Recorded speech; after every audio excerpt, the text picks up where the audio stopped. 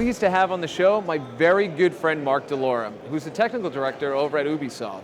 Mark, thanks for taking the time to talk. My pleasure. Good to see you, Chris. Always good to see you. So, everybody knows who you are in this industry. You're the editor and creator of the Game Programming Gem series of books. You worked at big companies, Nintendo and Sony. You also worked, editing as the editor-in-chief of Game Developer Magazine. So you've kind of watched the industry really grow up and see where it is today. What do you think is kind of the next step for the games industry? In terms, we're global and it's big and it's massive. What do you think are going to be the next steps of the games industry? I think there are an awful lot of next steps, of course, but some of the key ones that we're starting to see here, one of the ones that we've talked about a lot is this globalization movement. It's interesting to see now how some of the games they're transcending cultural boundaries. So today, for example, in the Sony keynote, they talked about a game which we really haven't seen here in the US very much.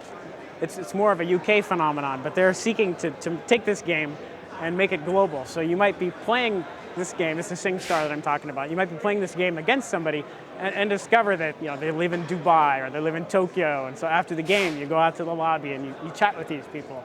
These kind of things are just starting to be seen really in the game industry. That's super exciting. And so through those things we can find people of different cultures all over the planet that have a thread of commonality. Yeah, exactly, yeah. You see in yourself, you see in other people things about yourself that maybe you didn't know before. Excellent. And so, you and I talk about this all the time, but I believe, and I believe you do, that games really do have the ability to teach in ways that we haven't even explored yet. Sure. Some thoughts about that? Yeah, well, what is a game really? But it's an educational experience that teaches you how to get along in someone else's world that they've created. So there's nothing to stop us from creating worlds that foster the sort of social and cultural morals that we might want to see. There could be games that are as compelling as the mass market games we see today, but teach you how to speak Spanish or third grade, math or Algebra 1 or anything like this a whole lot less painfully than it would be to sit there and do the exercises in the book.